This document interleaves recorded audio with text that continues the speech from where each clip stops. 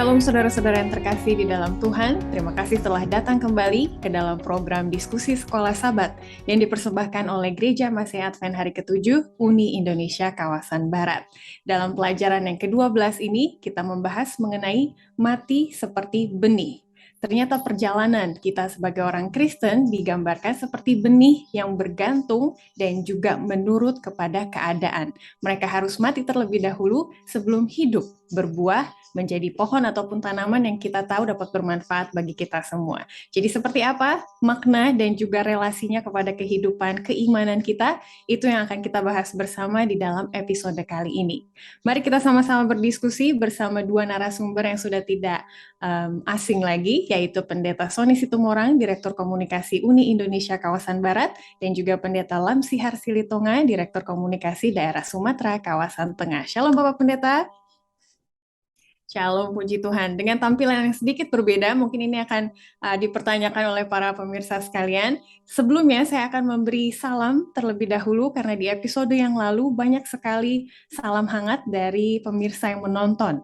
Ada dari Jemaat Eleazar di Jayapura, Papua, Galilea Tumpaan di Minahasa Selatan, Jemaat Agape Distrik Masohi di Maluku Tengah, Jemaat Pionir Sario, Manado, Jemaat Smyrna, Kombos Timur di Manado juga, ada Jemaat Pinaling Pionir di daerah Conference Minahasa, dan juga dari Malaysia. Mungkin di episode berikutnya kita menunggu dari Sumatera juga ya Pak Pendeta Silitonga. Boleh disapa para pemirsa ini dari Bapak Pendeta sekalian dan juga menghubungkan dengan Minggu Pathfinder. Oleh karena itu kita pakai kacu dengan tema mengubah dunia. Kira-kira apa harapan atau hasil yang pendeta sudah lihat melalui diskusi Sekolah Sabat yang ada di online ini, bagaimana kita bisa mengubah dunia dari diskusi Sekolah Sabat kita? Boleh saya mulai dari Pendeta Silitonga terlebih dahulu? Baik, terima kasih atas pemaparan ini bahwa memang dengan kita adakan kegiatan diskusi pelajaran Sekolah Sabat, saya pikir membantu yang lain lewat YouTube yang ditayang ulang kembali, sehingga akan menambah wawasan lebih ke depan ketika di hari Sabatnya dalam ruang diskusi. Jadi semoga saja semua kita pemirsa akan mendapat wawasan yang lebih menarik, sekalipun memang ada tambahan-tambahan yang lain yang perlu untuk menggali pemikiran kita tentang belajar Sekolah Sabat. Itu mungkin dari saya. Terima kasih Pendeta. Betul sekali, dan itu yang kami baca setiap minggu di dalam komen, bagaimana mereka sangat terbantu dalam diskusi Sekolah Sabat di jemaatnya masing-masing. Puji Tuhan. Kalau dari Pendeta Sony Situmorang, bagaimana ruang diskusi ini bisa mengubah dunia, Pendeta? Mengubah dunia bukan berarti mengubah dunia secara global, tapi paling sedikit kita akan mengubah dunia kita dan dunia orang-orang di sekitar kita. Kenapa saya katakan demikian? Dengan belajar Sekolah Sabat yang merupakan pantulan tabiat Kristus, yang merupakan karakternya, maka hari demi hari kita akan bisa menjadi seperti Dia. Dan dengan demikian kita akan menjadi influencers yang baik, atau yang sekarang banyak itu center of influence bagi orang-orang di sekitar kita. Dan saya percaya dengan menjadi good influence atau influencer yang memantulkan tabiat Kristus, yang berasal dari karakteris di Sekolah Sabat ini, maka orang-orang sekitar kita akan semakin diberkati. Itu dari saya, Ivy. Terima kasih. Amin. Terima kasih, benar sekali.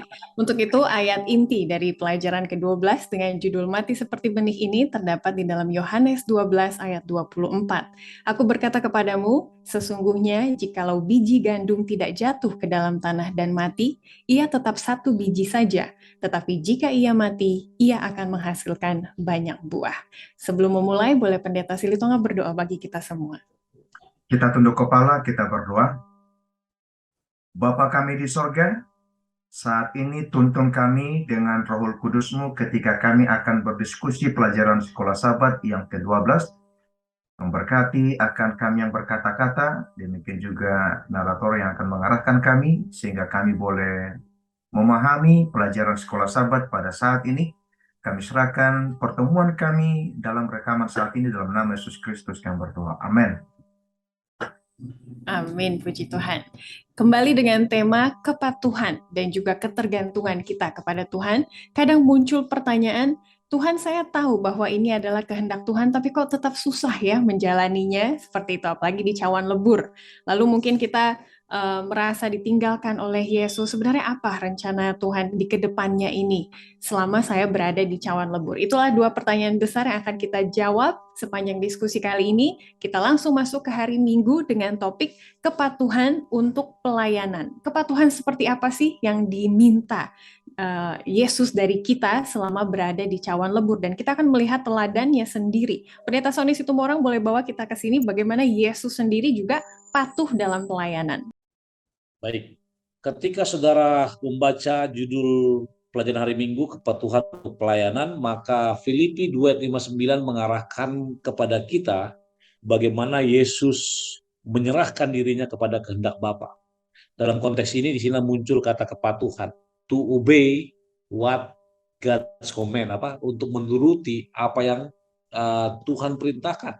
Bahkan dalam konteks ini maka Rasul Paulus yang menulis surat perjalanan Filipi paling tidak meninggalkan 3 hal ketika dikatakannya. Kalau saudara baca dikatakan, hendaklah kamu dalam hidup bersama-sama menaruh pikiran dan perasaan yang terdapat juga dalam Kristus. Apa rupanya yang Kristus lakukan?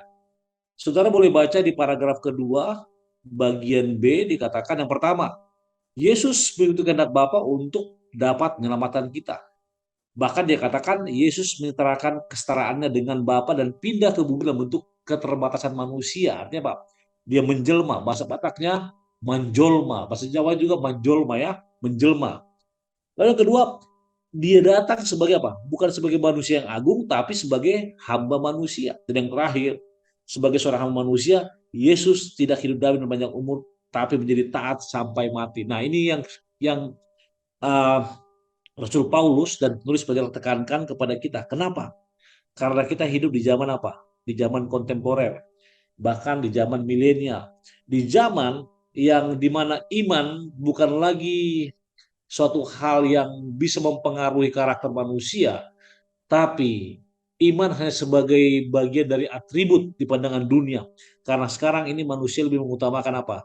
Logika atau common sense. Jadi kepatuhan untuk pelayanan Rasul Paulus ajarkan atau bawakan, mari kita sama seperti Yesus menyerahkan diri pada kehendak Bapa, dan kita juga menyerahkan diri digunakan untuk pelayanan di dalam dunia ini untuk kemuliaan Bapa di sorga. Terima kasih, Ivy. Amin. Jadi itulah yang dimaksud kepatuhan ketika kita melihat sosok ataupun teladan dari Yesus sendiri. Taat sampai mati. Tapi Pendeta Silitonga, pertanyaan berikutnya, kadang harus berserah sampai-sampai hak pribadi kita juga diserahkan. Kan itu biasanya kita tidak mau ya. Apa artinya berserah sampai-sampai hak pribadi juga kita harus serahkan? Silakan Pendeta. Baik, terima kasih untuk hal ini. Kalau berbicara mengenai berserah, kadang-kala kita sebagai sifat manusia mungkin berpikir, berserah yang bagaimanakah yang Tuhan inginkan? Iya. Jadi kita lihat contoh yang seperti disampaikan oleh Pendeta Situmorang dari hal kehidupan Yesus, dia menjadi seorang hamba, tulisan Rasul Paulus. Jadi sepertinya dia berserah sepenuhnya akan kehendak Bapa yang di sorga. Saya menanggapi sedikit tambahan dari pelajaran hari Senin mengenai kepatuhan ini untuk pelayanan. Sedangkan di satu sisi kita sebagai manusia, baik bekerja di sebuah instansi maupun bekerja di dalam satu organisasi, paling tidak kita sebagai bawahan, kita harus patuh kepada pemimpin kita. Kita melayani. Nah, pelayanan yang kita lakukan, kita juga berserah waktu kita, tenaga kita, pikiran kita gunakan. Yang penting pekerjaan yang dipercayakan bagi kita ini adalah sukses di bidang di mana kita dipekerjakan. Dalam hal ini kita sebagai pengikut Yesus Kristus berserah, yang walaupun kadang-kala kita nggak memahami kehidupan yang kita jalani. Kehidupan kita yang kita jalani, kita berserah sepenuhnya hanya kepada Yesus. Apa itu? Waktu. Kita serahkan. Kemudian talenta kita serahkan dalam pelayanan. Inilah yang Tuhan inginkan dari kita semua, sahabat pemirsa dimanapun kita berada, agar kita boleh dipergunakan dalam segala sesuatu untuk kehidupan kemuliaan bagi nama Tuhan. Demikian mungkin Evi. Amin. Terima kasih ilustrasinya Pendeta. Kalau untuk pekerjaan kita di dunia kita bisa menyerahkan hak waktu dan talenta kita, kenapa tidak untuk Tuhan dan juga kerohanian kita? Itu tadi intinya ya.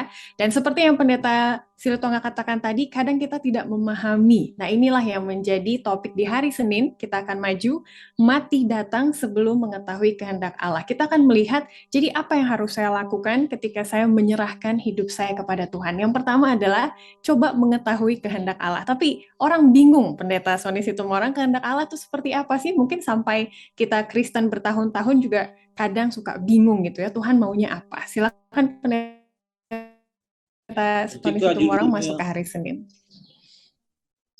ketika judulnya mati Datang, mati datang sebelum mengetahui kehendak Allah, ya.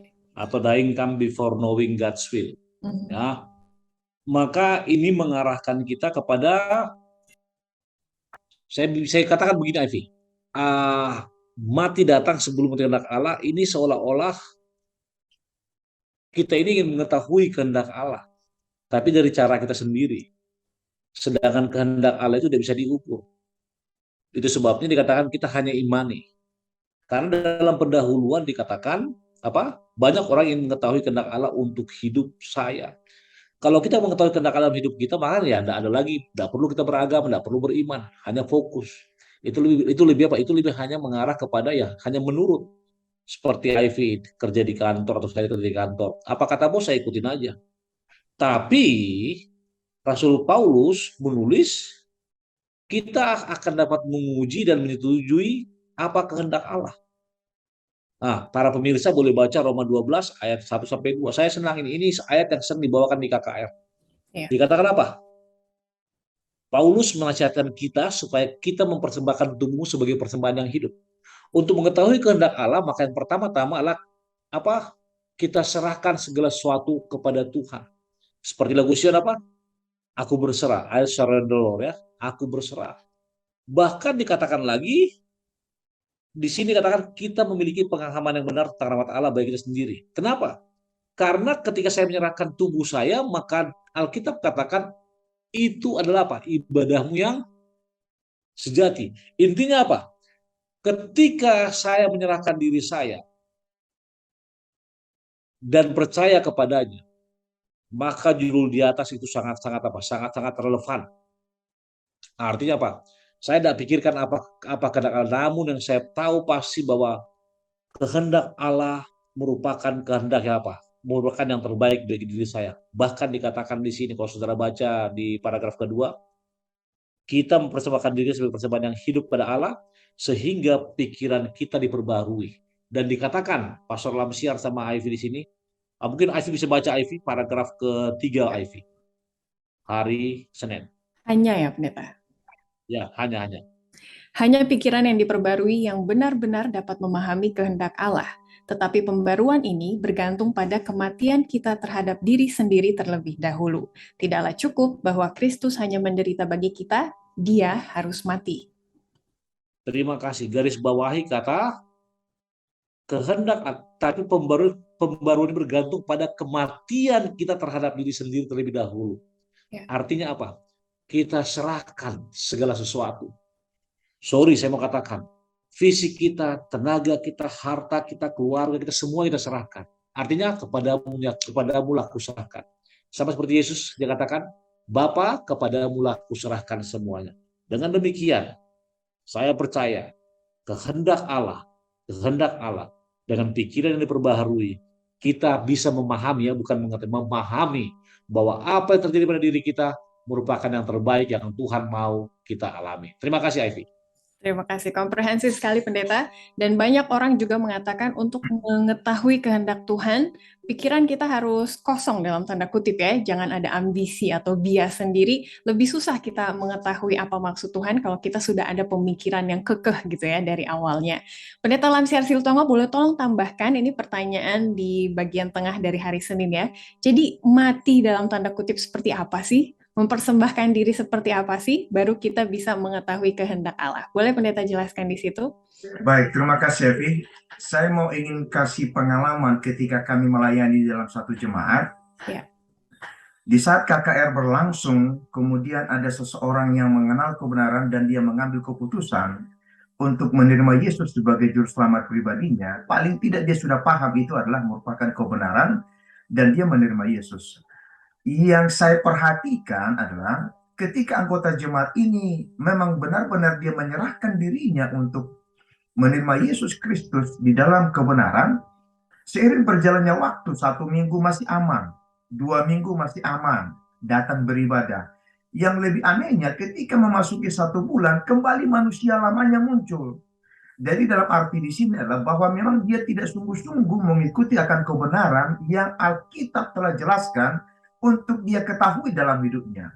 Jadi berbicara dengan hal ini adalah bahwa dalam diri kita adalah apa yang merupakan menurut maksud yang sesungguhnya. Kalau orang dibaptis, manusia lama dikubur, berarti mati dalam air, hidup menjadi manusia baru. Dalam hidup kehidupannya adalah berserah sepenuhnya kepada Tuhan. Dan yakinlah, kehendak Allah akan berjadi bagian orang yang memang betul-betul penyerahan sepenuhnya kepada Tuhan. Jadi mudah-mudahan bagi kita yang memang benar-benar memahami kehendak Allah, yakinkan diri kita lebih dahulu bahwa memang kita ini adalah kita tinggalkan kebiasaan-kebiasaan yang lama dan muncullah sebagai manusia yang baru yang akan diarahkan Tuhan kepada kehendak daripada Tuhan. Bukan menjadi kehendak diri kita sendiri lagi. Kalau kita mau pakai kehendak diri kita sendiri lagi, berarti sama halnya kita ini adalah masih mengikuti apa yang ada di pikiran kita, bukan kehendak Allah. Demikian mungkin nanti.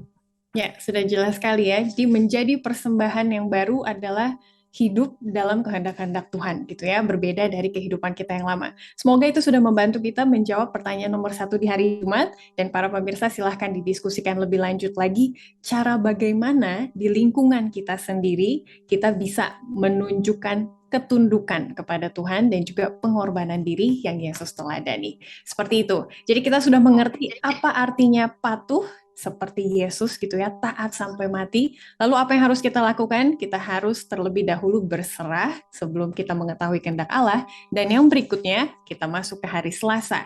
Kita harus suka mendengar. Judulnya adalah kesediaan untuk mendengar. Mungkin kesannya seperti anak kecil gitu ya, dengar-dengaran ya sama mama papa, karena memang cerita yang diangkat adalah cerita Samuel. Tapi kalau dibandingkan dengan anak-anak Imam Eli, apa perbedaannya di sini Pendeta Situmorang? Cara mendengar kepada Tuhan, patuh kepada Tuhan. Silakan. Baik, terima kasih. Ini satu hal yang sangat-sangat relevan dalam kehidupan kita. Iya. Aplikasi sangat pas. Pertanyaannya adalah, siapa yang saya mau ikuti? Apakah menjadi Samuel atau menjadi anak-anak Eli? Kenapa? Ketika berbicara mengenai Allah, maka anak-anak Eli memikirkan perkara yang lain. Para pemirsa boleh lihat di paragraf ketiga. Dan dikatakan, dan bahkan ketika Eli setelah mendengar apa yang Allah inginkan berbicara kepada anak-anaknya, dia tampaknya tidak melakukan hal lain. Dan anak-anaknya jelas tidak siap untuk menyerahkan detil kehidupan mereka kepada kehendak Allah. Sungguh kontras dengan Samuel muda. Nah, kenapa saya katakan sangat relevan? Saya mungkin di posisi anak-anak Eli. Saudara juga mungkin. Kenapa? Saya hanya mau mendengar Tuhan, mendengar panggilan Tuhan, kalau itu sesuai dengan keinginan saya. Bisa mungkin tangkap saya pemirsa ya. Artinya, contoh, banyak sekarang orang menafsirkan Alkitab sesuai dengan idealist interpretation. Oke? Bahkan kadang-kadang saya menggunakan ayat-ayat Tuhan atau firman Tuhan untuk membela diri saya. Nah, perbedaannya dengan Samuel adalah apa? Perhatikan kalimat, berbicaralah sebab hambamu ini mendengar. Nah, kebanyakan kita lebih suka berbicara daripada mendengar, benar ya? Dalam komunitas, dalam diskusi, dalam kesimpulan, bahkan dalam komite, saudara-saudara, para pemirsa di rumah. Kalau Anda anggota majelis atau anggota gereja, anggota majelis, lebih suka orang berbicara daripada mendengar. Bahkan seringkali ide kita walaupun kadang-kadang agak sedikit kontroversial, tapi karena kita punya power, punya semuanya, mau didengar. Nah, itu. Dalam konteks ini, anak-anak Eli Samuel berbeda. Samuel katakan, berbicaralah sebab hamba ini mendengar. Apa artinya? Ini kembali ke pelajaran hari sebelumnya. Dia mengikuti apa kehendak Allah. Bahkan dikatakan di sini dalam referensi, ketika Samuel mengatakan demikian, itu merupakan satu ekspresi bahwa dia telah menyerahkan dirinya sepenuhnya kepada Tuhan. Seperti contoh, kata mendengar ini. Saya bertemu mahasiswa teologi yang waktu eksternship di jemaat saya di Ben Hill dulu ya. Lalu saya katakan, kenapa kamu masuk pendeta? Dia katakan, panggilan. Saya bertanya lebih lanjut, ini bertanya, siapa yang panggil? Saya bilang, Tuhan katanya. Kapan kau dipanggil? Saya bilang. Nah, dia bilang, oh itu perasaan saya. Nah, kalau saya bilang, hanya Yesaya yang dipanggil sama beberapa nabi-nabi lain. Namun dalam tanda kutip, saya memahami pertanyaan dia, kenapa? Karena dia merasa bahwa dengan dalam dirinya seperti ini, seperti sini, Roh Kudus bekerja dan mengatakan, hey, pendeta Sony, kamu harus masuk jadi pendeta. Dan itulah dia katakan panggilan yang hanya dia dan Tuhannya yang tahu, bukan orang lain. Nah, dia mendengarkan di situ bahwa itu merupakan panggilan. Dan itu apa? Itulah imannya dengan Tuhan. Dalam konteks ini hanya dua pernyataan dan pertanyaan. Pertanyaannya begini, yang manakah yang menggambarkan diri saudara? Samuel atau anak-anak Eli? Kalau saudara masih menggunakan logika, masih menggunakan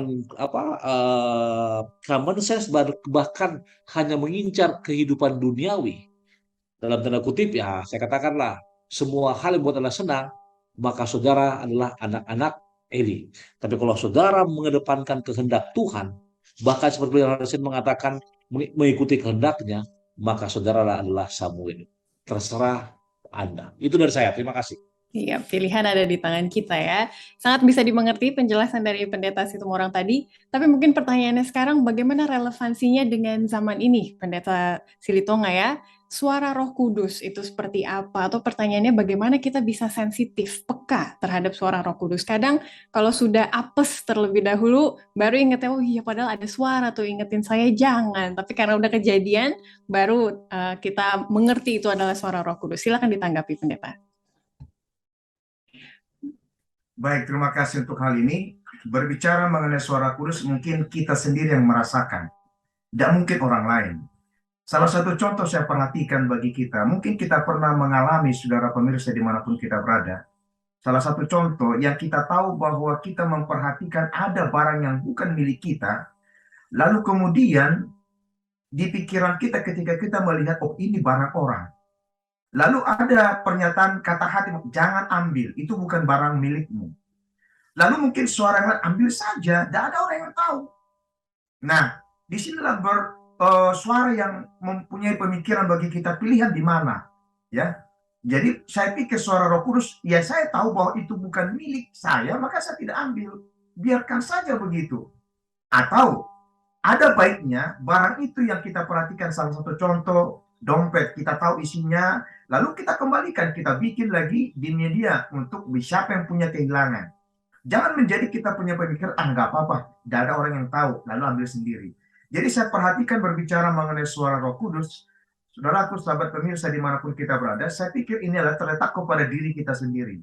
Contoh yang berikutnya, saya perhatikan di kalangan orang muda, yang memang di kalangan orang muda berkata, daripada saya nggak menikah, lebih bagus saya menikah saja walaupun orang luar. Padahal kata hatinya mengatakan jangan menikah sampai kepada kebenaran dipertahankan. Nah, saya lihat di sini adalah lebih bagus itu dia pilih untuk mempertahankan jati dirinya walaupun memang secara fisik ataupun secara keluarga dia tidak menikmati kehidupan yang namanya keluarga. Saya sangat salut beberapa yang saya perhatikan, beberapa orang muda yang dia pilih untuk tidak menikah daripada dia harus menikah tetapi mengorbankan Tuhannya.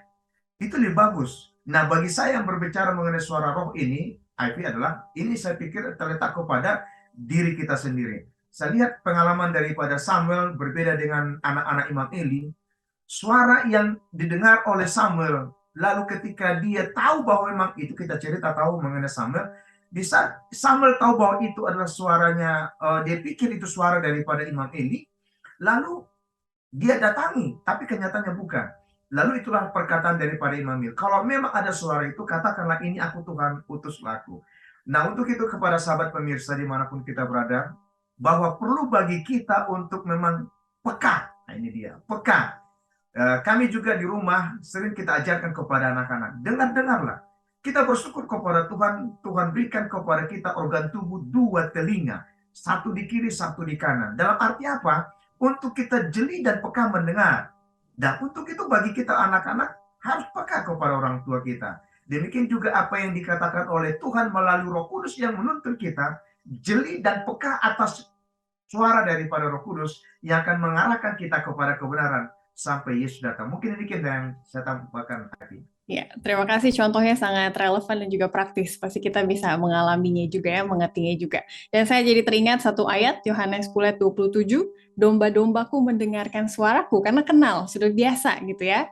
Biar kita peka terhadap suara Roh Kudus, mari juga kita perkenalkan diri kita lebih terhadap firman Tuhan. Terima kasih pendeta, kita lanjut ke hari Rabu dan Kamis. Di sini kita akan bahas kira-kira apa sih alasannya kita susah untuk patuh, dan salah satunya adalah percaya diri. Ini tadi Pendeta Sony Situmorang sudah sempat singgung logika, pemikiran, dan inilah yang kita lihat dalam contoh Hawa dan juga Raja Saul gitu ya, memutuskan keputusan sebelum Allah memerintahkan atau tidak sesuai dengan perintah Allah. Boleh Pendeta Situmorang lanjutkan ke arah sini, bagaimana kepercayaan diri yang terlalu berlebihan itu membuat kita sulit untuk mematuhi Tuhan.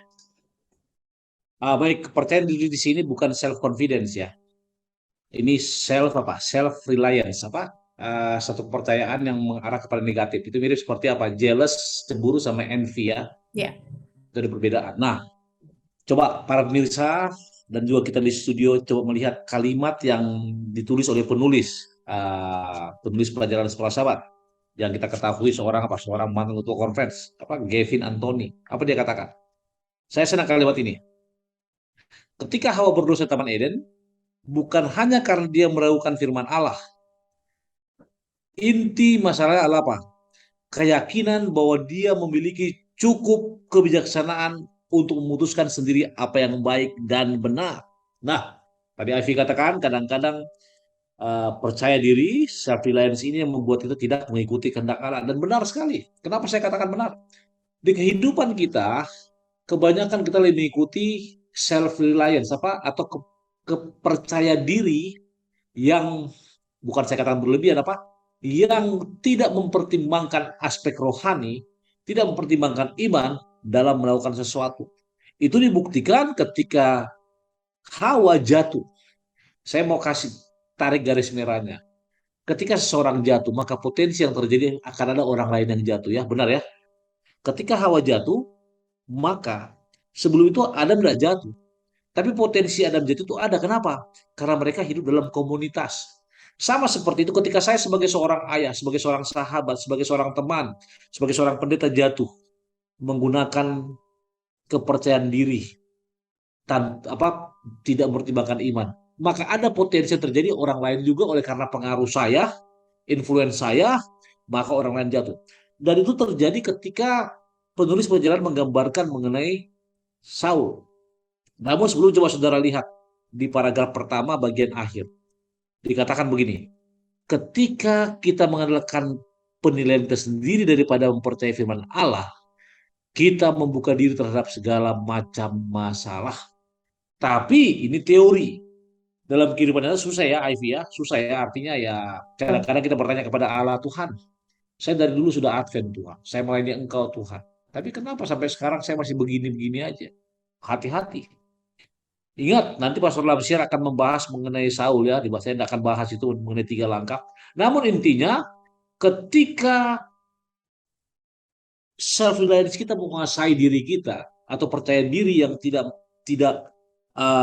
mempertimbangkan faktor iman, maka hal yang Hawa hadapi akan kita hadapi. Hal yang Saul rasakan akan kita nikmati. Intinya adalah apa? Pelajaran sebelumnya. Mari menyerahkan diri kita terhadap kehendak Tuhan dan terus mendengar. Sehingga percaya diri kita berubah menjadi apa? Percaya kepada Tuhan, bukan percaya kepada diri sendiri. Terima kasih, Ivy. Terima kasih Pendeta sudah bawa kita ke dalam topik ini. Dan Pendeta Silitonga boleh tolong lanjutkan ke cerita Raja Saul gitu ya. Kadang ada pepatah mengatakan pengalaman adalah guru yang terbaik. Karena pengalaman sudah banyak, jadi lupa kita menanyakan atau bersandar kepada Tuhan. Seperti yang dialami oleh Raja Saul gitu ya. Karena sudah bertahun-tahun jadi raja, jadi memutuskan diri sendiri. Tapi apa bahayanya Pendeta ketika kita bersandar pada kebijaksanaan sendiri? Baik, terima kasih, Evi. Kalau kita perhatikan pelajaran sekolah sahabat kita, pelajaran di hari Rabu ini mengenai percaya diri, pemaparan dari hal pengalaman Saul, ya. Kita perhatikan bahwa Saul sebagai raja memang pada ketika itu. Namun kesalahan yang terjadi bagi Saul adalah dia merasa oleh karena kejayaannya, oleh karena kepemimpinannya membuat dia merasa tidak ada lagi yang menandinginya. Padahal sebenarnya itu tidak boleh. Justru karena kita harus memahami sekalipun dia sebagai raja, harus dia pahami bahwa Allah yang mengangkat dia. Nah, kalau kita perhatikan bahwa di sini, di mana kejatuhan daripada Saul, pelajaran hari Rabu. Saul berkata, dia melihat, aku melihat. Nah, kemudian yang berikutnya, bahwa rakyat itu berserak meninggalkan aku dan engkau tidak datang pada waktu yang telah ditentukan. Nah, ini kita perhatikan kisah daripada Saul. Lebih lanjut lagi, Saul pindah dari aku melihat menjadi aku berkata. Seolah-olah dia mempunyai kuasa otoriter dan wewenang pada saat itu. Lalu yang berikutnya, Saul berpindah dari aku berkata menjadi aku merasa.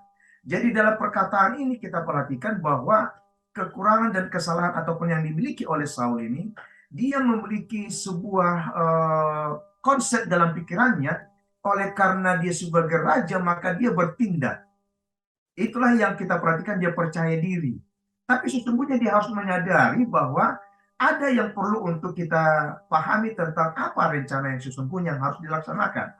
Saya percaya juga kepada para pemimpin-pemimpin baik di instansi maupun organisasi, harus lebih jeli ataupun memang benar-benar memahami ketika kita sebagai pemimpin, jangan kita pergunakan sebagai hak otoriter untuk menekan daripada bawahan atau yang lainnya. Sehingga tidak ada unsur yang membuat yang tidak baik kepada karyawan ataupun rekan sepelayanan dimanapun berada. Jadi dalam hal ini, inilah contoh yang tidak perlu untuk kita lihat. Saya sedikit memberikan gambaran dari hal apa yang dialami oleh Saul adalah bahwa dia menganggap dirinya hebat. Dia merasa kekuatannya tidak ada yang menandinginya. Jadi untuk itu bagi kita sahabat pemirsa dimanapun berada, saudara-saudaraku, dimanapun kita berada, posisi apapun yang kita miliki, ingat Allah telah memanggil kita, tapi jangan gunakan panggilan Tuhan itu sebagai bagian yang akan menunjukkan wewenang yang tidak ada menandingi. Bahkan kita harus menyadari Allah akan memampukan kita, menyanggupkan kita untuk melakukannya. Jadi mudah-mudahan dalam hal percaya diri yang telah diterangkan oleh Pendeta Sony ini adalah bukan seperti hal yang kita harapkan untuk bisa berserak, tapi yang percaya diri, yang pelajaran ini menunjukkan wewenang ataupun otoritas yang kita lakukan itu yang Tuhan tidak kehendaki. Terima kasih, Abi. Ya, betul sekali. Terima kasih Pendeta, pelajaran bagi kita semua yang memiliki hak kepemimpinan gitu ya, atau wewenang, apakah di rumah tangga ataupun di kelas gitu ya, itu semua menjadi pelajaran bagi kita. Terakhir, kita akan melihat satu faktor lagi yang membuat kita sulit untuk mematuhi atau berserah kepada Tuhan adalah pengganti, alias ada alternatif lain kok yang bisa saya dapatkan atau saya pergi sebelum saya ke Tuhan gitu ya. Apa saja itu, Pendeta Sony Situmorang boleh bawa kita ke sana? Baik, alternatif. Saya mau ke Bandung, kalau tol Cipularang macet, maka ada alternatif lewat Purwakarta atau lewat Puncak, kan begitu, Iya. ya kan? Nah, dalam kepulauan kehendak Allah juga ada alternatif, bahkan lebih banyak. Seperti apa? Seperti ilustrasi waktu kita masih kecil, ada lukisan jalan ke surga itu sangat sempit ya, tapi jalan ke neraka apa? Sangat lebar. Nah, penulis pelajaran mengatakan sering kita mencari pengganti Allah. Kenapa? Kita mau supaya kehendak kita terjadi. Bahkan, nah dikatakan oleh penulis pelajaran sekolah sahabat, minimal ada 3 pengganti yang sering kita gunakan sebagai pengganti Allah. Yang pertama apa? Saya selalu katakan logika manusia atau common sense atau pengalaman masa lalu. Pengalaman masa lalu sangat membentuk karakter kita. Yang kedua, memblokir masalah di pikiran kita ketika kita membutuhkan solusi ilahi.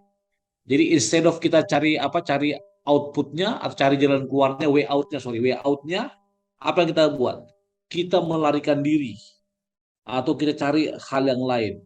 Itu dibahas pada yang ketiga, melarikan diri dari kenyataan dan menghindari Allah ketika kita membutuhkan persekutuan dengan Allah untuk kekuatan ilahi. Kalau istilah bercandanya begini, kalau hari Minggu pagi yuk ayo lari pagi yuk. Ada teman-teman nyahut, aduh gua nggak lari pagi, tapi lari kenyataan. Kenapa?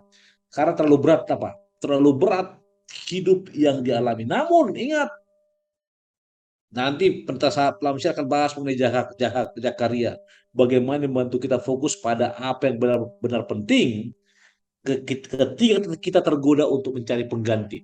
Hati-hati Ivy, ya. Jangan cari pengganti. Pastor Lamsiar, jangan cari pengganti. Maksudnya apa? Pengganti Tuhan ya, pengganti Tuhan ya dalam konteks ini, bukan pengganti yang lain. Kenapa?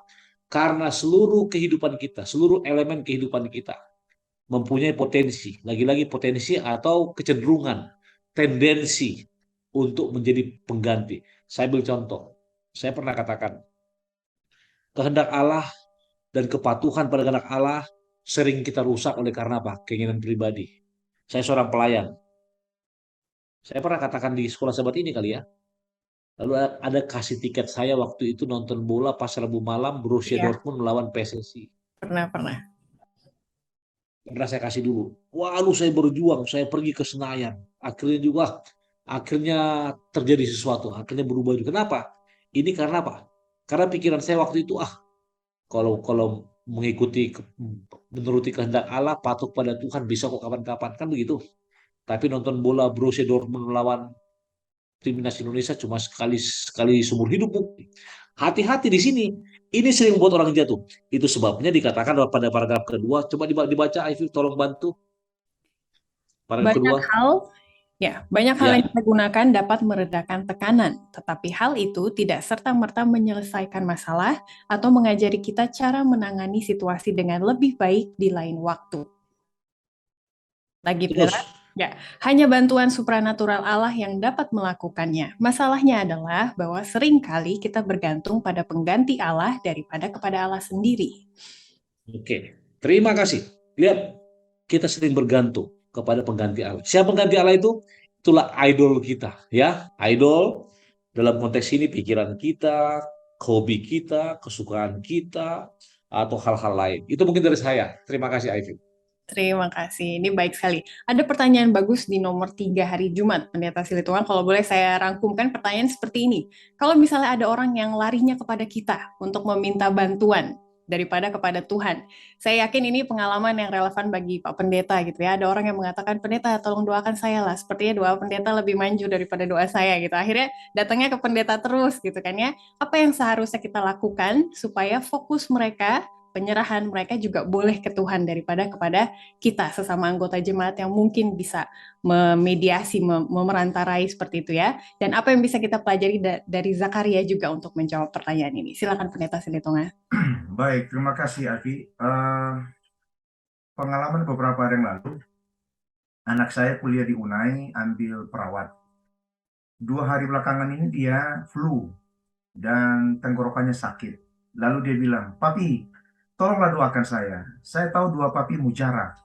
Lalu saya bilang, Nak, dirimu sendiri yang tetap membuat kamu semangat. Serahkan hidupmu kepada Tuhan. Tapi tidak apa-apa, papi akan mendoakanmu. Dan memang pada ketika kemarin waktu kami belajar sekolah sahabat dan bersama dengan istri dan anak-anak, lalu kemudian kami berdoa. Saya doakan anak saya ini Leticia di Unai ambil perawat. Lalu kemudian besoknya saya dapat kabar, Papi saya sudah sehat. Dan hari Kamis jangan lupa nonton, saya akan ikut keeping untuk perawat katanya. Ya, hari Kamis kami akan nonton. Kadang-kala memang sering kali pelayanan yang pernah kita alami, anggota jemaat bertelepon kepada kita, Pak Pendeta tolong doakan kami. Kami mempunyai masalah yang sangat alot, susah. Lalu saya katakan, Bu, tidak salah kita akan berdoa.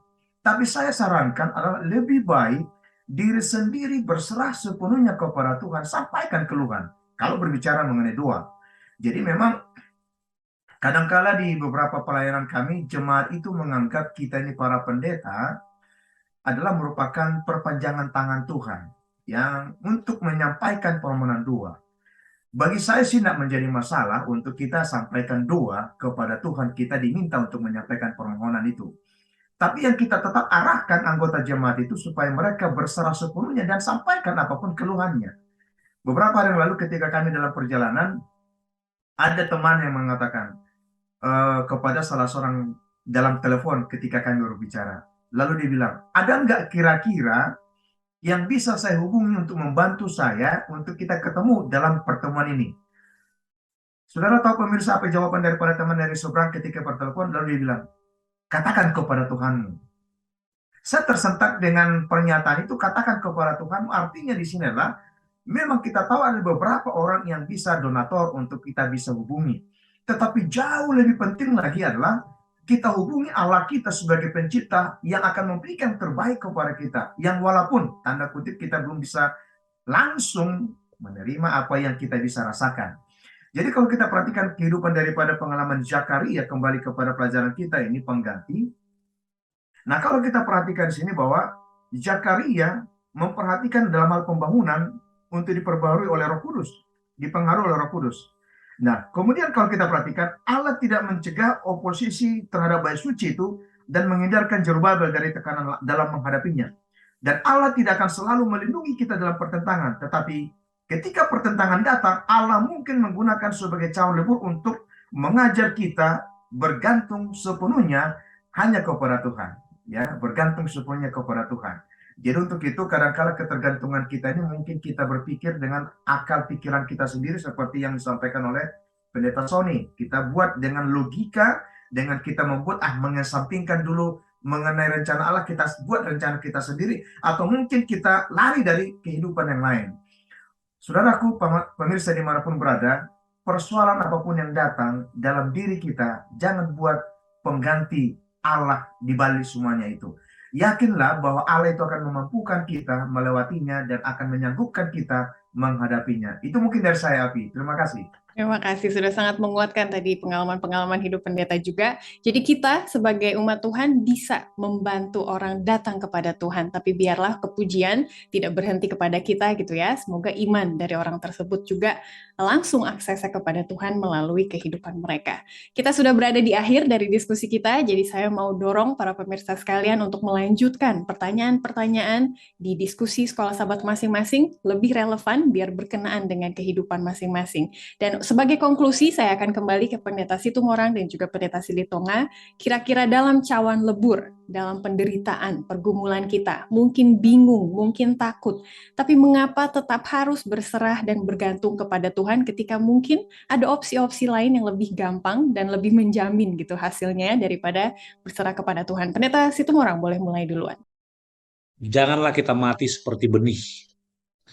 Benih yang jatuh dari gandum, yang jatuh tidak memiliki kendali, lalu mati di tanah. Atau biji yang terletak di bumi, tidak tahu apa yang terjadi pada masa depan, bahkan tidak mempunyai masa depan, karena yang disebut biji ganjung, tidak punya tempat untuk bergantung, lalu dia mati. Atau ketiga, biji yang tidak menyebutkan gandum oleh karena lepas kendali situasi yang membuat dia nggak nyaman, bahkan dia tidak mempunyai pegangan hidup yang merupakan rohani. Tapi jadilah pribadi yang memiliki kepatuhan untuk pelayanan, mengikuti kehendak Allah, kemudian mempunyai telinga untuk mendengar panggilannya, dan yang terakhir, tidak mengedepankan percaya diri atau self reliance, dan tidak mencari pengganti Tuhan, hanya berserah kepada Tuhan. Itulah pesan saya buat para pemirsa dan kita semua sebagai kesimpulan kita pada saat ini. Terima kasih. Amin. Pendeta Silitonga boleh tolong lengkapi. Terima kasih, saya hanya menambahkan. Ingat, kita ini ciptaan Tuhan mulia dibanding ciptaan yang lain. Kalau kita ini ciptaan Tuhan, maka apa yang Allah inginkan untuk kita lakukan, terima dengan apa adanya. Jangan kita membantah, jangan kita membangkang, tapi yakinilah dalam segala sesuatu yang kita alami, Allah akan memampukan kita untuk melewatinya. Terima kasih, Adi. Tuhan memberkati seluruh pemirsa. Amin. Terima kasih untuk pelayanan Pendeta Situmorang dan juga Pendeta Silitonga hari ini. Untuk doa tutup, saya akan kembali ke Pendeta Situmorang supaya ada perubahan. Kita mau mengubah dunia di dalam kehidupan pemirsa kita. Bapa Semawi, jadikan kami sebagai influencer yang bisa merubah dunia kami, dunia orang lain, oleh karena pengaruh kami. Biarlah Bapa, kami juga akan memiliki kepatuhan dan telinga kami mau mendengarkan pimpinan untuk Roh Kudus. Berkati hamba-Mu, Pendeta Silitonga, Ivy, dan juga dari belakang layar. Demikian juga memberkati seluruh pemirsa yang mendengarkan dan menyimak acara ini. Berkati mereka Tuhan dalam kehidupan mereka, rumah tangga mereka, bahkan Engkau memberikan jalan keluar kepada masalah atau perubahan hidup mereka yang setiap hari mereka hadapi. Kami percaya dengan pelajaran yang sederhana ini, dengan segala kekurangan kami, maka Engkau akan mematrinya dalam hati masing-masing kami menjadi suatu kekuatan yang bisa mengubah hati kami. Curahkan Roh Kudus Tuhan dalam hati pikiran kami semua. Terpuji nama Tuhan, lalu saya berdoa. Amin. Amin. Terima kasih pemirsa sudah bersama dengan kami di episode spesial Minggu Pathfinder. Semoga kita semua bisa diubahkan menjadi seperti Yesus dan bisa mengaruhi orang lain juga untuk berubah percaya kepada Yesus dalam kasih-Nya. Kita akan bertemu lagi di episode mendatang. Kita akan melihat Kristus sendiri di dalam cawan lebur. Tuhan memberkati kita semua.